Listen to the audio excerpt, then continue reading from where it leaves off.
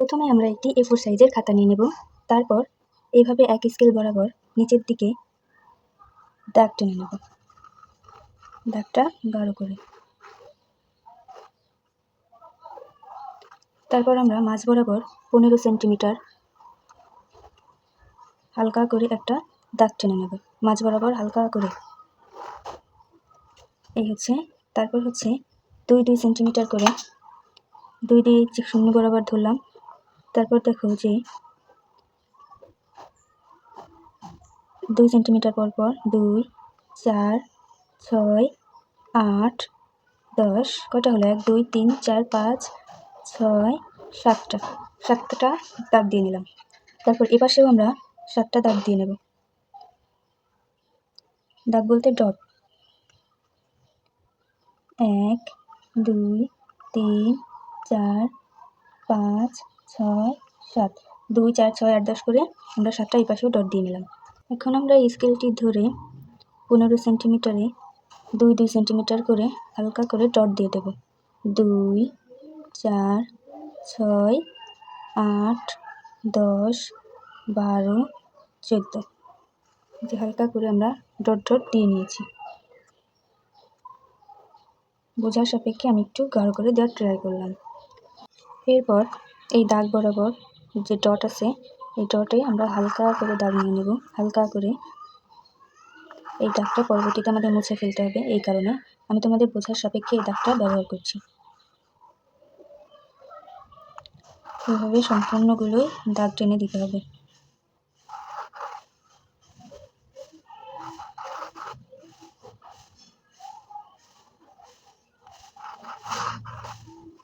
হয়ে গেল।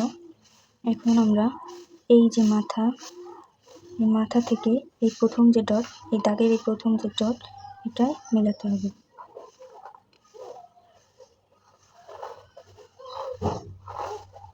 এরপর একটু হালকা করে আবার ছোট্ট একটা দাগ দিতে হবে।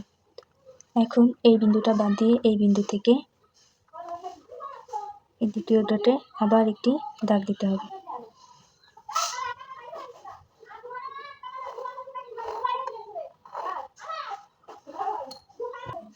তারপর আবার এভাবেই হালকা একটু গাঢ় করে এখানেও দাগটি ডাবল করে নিতে হবে।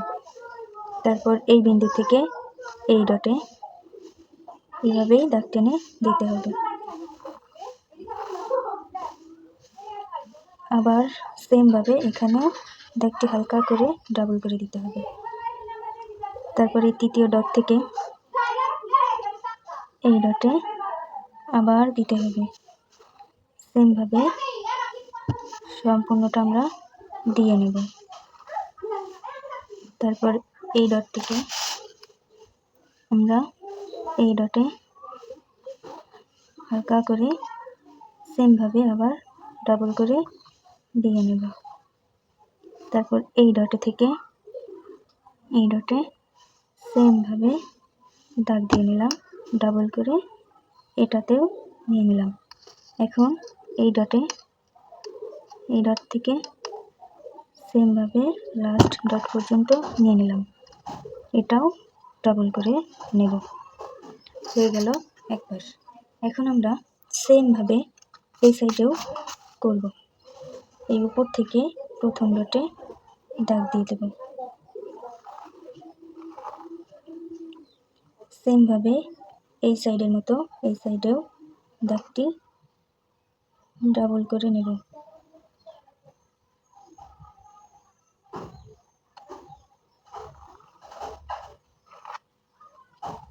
সেমভাবে প্রথমটা বাদ দিয়ে দ্বিতীয়টা থেকে শুরু করলাম। আবার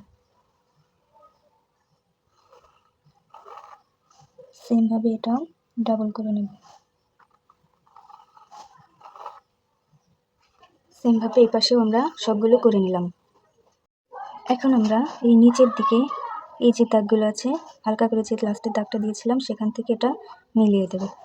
আবার সেমভাবে এটাও মেলাবো, আবার সেমভাবে এটাও মেলাবো। এভাবে আমরা সবগুলো মিলিয়ে দেব।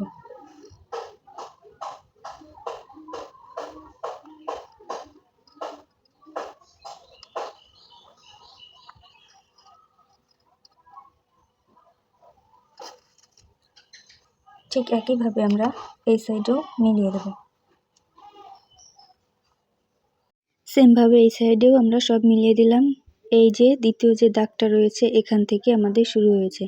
এখন আমরা এই মাঝ বরাবর ওই বিন্দুটা বাদ দিয়ে, ওই ডটটা বাদ দিয়ে দ্বিতীয় তৃতীয় ধাপে বরাবর দুটি আড়াআড়িভাবে দাগ দিয়ে নিলাম। এরপর মাঝ বিন্দু বাদ দিয়ে আমরা আবার উপরের ডটের সাথে মিলিয়ে দেব। ছবি আঁকতে হবে কৌশলে, সহজভাবে। এত সহজভাবে এই স্মৃতিসৌধ আঁকা তোমরা কোথাও পাবে না। এভাবে সহজভাবে আঁকতে হবে, শিখতে হবে কৌশলে। এখন আমরা যে সাইডে যেসব বাড়তি দাগগুলো ছিল ওগুলো মুছে দেব। তার আগে এই মাঝখানে ডাবল করে দুটি দাগ দিয়ে নেব। ভালো লাগলে অবশ্যই আমার চ্যানেলটি সাবস্ক্রাইব করে রাখবে। এখন আমরা যত অপ্রয়োজনীয় দাগ আছে সেগুলো রিমুভ করে দেব রাবারের সাহায্যে। সবগুলো দাগ আমাদের রিমুভ করা হয়ে গেল।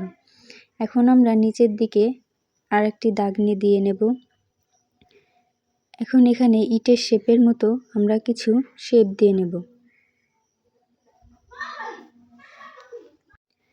ছবি আঁকতে হয় সহজ টেকনিকে। এই স্মৃতিসৌধটা তোমাদের স্কুলের কাজে লাগতে পারে, অথবা তোমরা যদি কাউকে শেখাতে চাও তাহলেও করতে পারো। এভাবে আমরা ছোট ছোট করে ইটের শেপ দিয়ে নেব।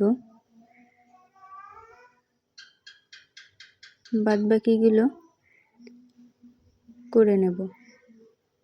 এভাবে নিচের সারিতেও করে ফেলব।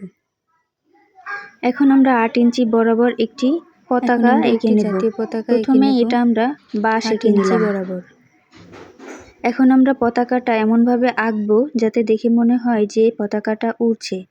এরকম আঁকলে বেশি সুন্দর দেখা যায়, তাই আমরা এইভাবেই আঁকলাম। এখন আমাদের সব কিছু রিমুভ করা এবং পতাকা আঁকার পালা শেষ। এখন আমরা এটাকে সুন্দর করে রং করব।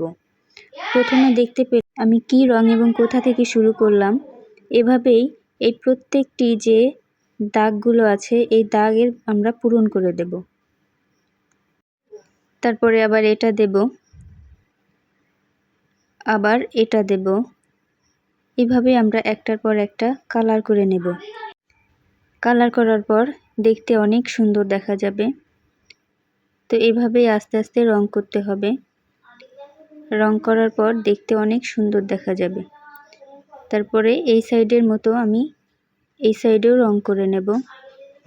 সবগুলো আমার রং করা হয়ে গেছে। এখন যে ইটের শেপগুলো আছে সেটাও আমরা রং করে নেব। এভাবে ইটের কালারটা করা শেষ হয়ে গেল।